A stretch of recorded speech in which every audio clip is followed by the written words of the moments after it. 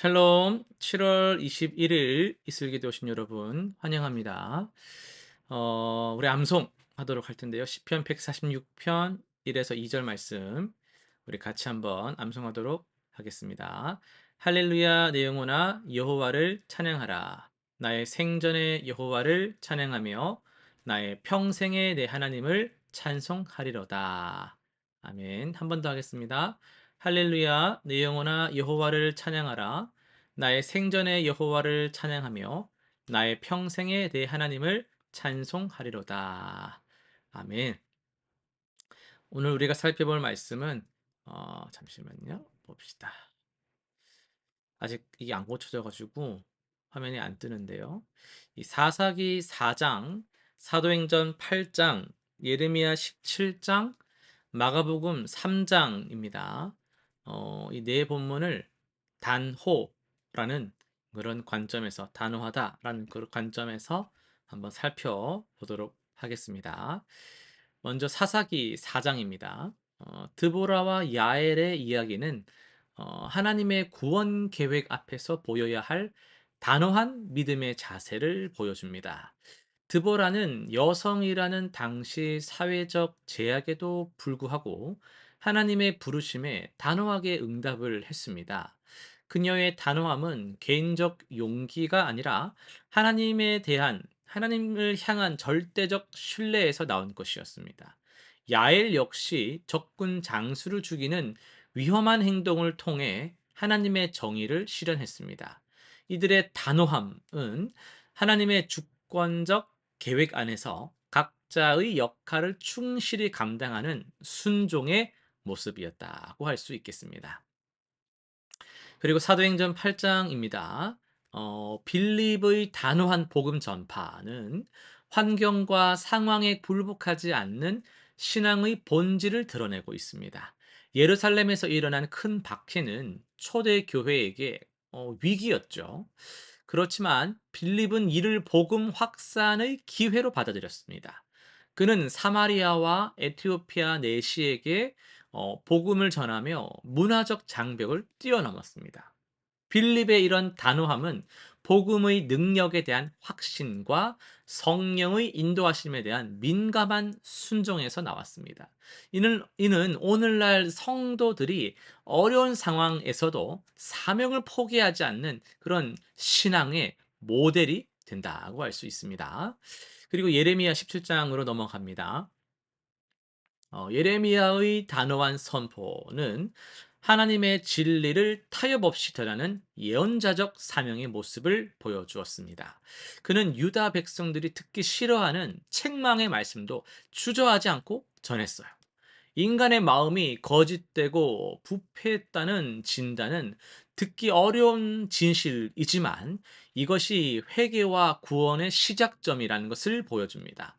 예레미야의 단호함은 인기나 인정을 구하는 것이 아니라 하나님의 뜻을 순수하게 전하고자 하는 열정에서 나왔습니다. 이는 진리 앞에서 타협하지 않는 신앙인의 자세를 우리에게 가르쳐 주죠. 계속해서 마가복음 3장을 중심으로 해서 미쳤다는 소리를 들을 각오라는 제목으로 말씀을 전하도록 하겠습니다.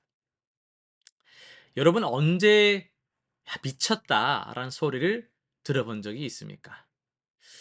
들었다고 해도 아마 대부분 불쾌한 기억으로 남아 있을 겁니다. 그런데 오늘 본문에서 예수님도 그런 소리를 들으셨거든요. 그것도 다름 아닌 가족들로부터 말이죠. 마가복음 3장 21절을 보면요. 그의 친족들이 듣고 붙들러 나오니 이는 그가 미쳤다 하밀러라 이렇게 기록이 되어 있어요. 예수님의 가족들이 예수님을 야 진짜 너 미쳤다라고 생각했다라는 겁니다. 왜? 왜 그랬을까요? 예수님이 너무 열정적으로 사역하시고 밤낮 없이 사람들을 섬기시고 기존의 종교적 관습과는 다른 방식으로 하나님을 섬기셨기 때문입니다. 우리는 여기서 중요한 질문을 해야 됩니다. 과연 누가 미친 것일까요? 하나님의 뜻을 쫓아 자신의 모든 것을 쏟아내며 사람들을 사랑하신 예수님이 미친 것일까요? 아니면 그런 예수님을 이해하지 못하고 세상의 기준으로만 판단한 사람들이 미친 것일까요? 누가 정상이냐 이 말이죠. 바리새인들은 한 걸음 더 나아가 가지고 뭐라고 말했냐면 예수님을 바알세불이 지폈다. 예수님이 바알세불한테 사로잡혔다. 이런 비방을 했어요. 귀신의 왕의 힘으로 귀신을 쫓아낸다는 말도 안 되는 논리였거든요. 이에 대해서 예수님은 단호하게 응답하셨습니다. 스스로 분쟁하는 나라마다 망하고 스스로 분쟁하는 집은 설 수가 없다라고 그들의 그 논리적 모순을 탁 지적을 하셨어요. 그리고 더 심각한 경고를 하셨습니다. 사람의 모든 죄와 모든 모독하는 일은 다 용서를 받을 수 있는데 성령을 모독하는 것은 사심을 받지 못한다라고 말씀을 하셨어요. 성령의 역사를 하나님 나라의 일들을 사탄의 일이다, 사탄의 역사라고 부르는 것 이것이 바로 성령 모독죄입니다. 그런데 가장 놀라운 것은 예수님이 이 새로운 가족의 기준을 제시한 겁니다. 예수님의 어머니와 형제들이 밖에서 찾으신다라는 소식을 들으시고는 뭐라고 말씀하셨어요? "누가 내 어머니이며 형제들이냐?" 이렇게 물으시면서 주위에 둘러앉은 사람들을 가리켜서 "내 어머니와 내 형제들을 보라. 누구든지 하나님의 뜻을 행하는 자가 내 형제요 자매요 어머니니라." 이렇게 말씀하셨습니다. 이것은 "혈연 관계를 무시해도 된다." 이런 말씀이 절대 아닙니다. 기독교 봐라 이 가정을 해체시키는 이사이비다 뭐 이런 차원이 아니에요. 무슨 말씀입니까? 진정한 가족의 기준은 혈연이 아니라 하나님의 뜻을 행하는 것이다라는 뜻입니다. 하나님의 뜻을 행하는 사람들끼리는 핏줄보다 더 깊은 영적 유대를 가질 수 있다라는 말씀이에요. 현대를 살아가는 우리에게도 예수님처럼 미쳤다 하는 소리를 들을 각오가 좀 필요한 것 같아요. 세상의 기준으로는 이해할 수 없는 삶을 우리가 살 때 하나님의 뜻을 따라서 단호하게 믿음의 삶을 살아갈 때 여러분 우리도 그런 오해 받을 수 있습니다. 하지만 그것을 두려워해서는 안 됩니다. 오히려 그것이 우리가 살아있다. 하나님의 생명으로 살아간다. 하나님의 뜻을 제대로 따라가고 있다는 증거가 될 수 있는 것이죠. 사랑하는 성도 여러분, 예수님은 가족의 오해와 종교 지도자들의 비방 속에서도 단호하게 하나님의 뜻을 행하셨어요. 우리도 때로는 세상의 이해를 받지 못할 수 있습니다. 하지만 그럴 때일수록 더욱 단호하게 하나님의 뜻을 붙들어야만 합니다. 찾아오실 때, 부르실 때, 내게 감동 주실 때 순종해야 됩니다. 진정한 가족은 혈연을 넘어서서 하나님의 뜻을 함께 행하는 신앙의 동력자들이 진정한 가족이죠. 오늘도 단호한 믿음으로 하나님의 뜻을 행하는 복된 하루가 되시기를 바랍니다.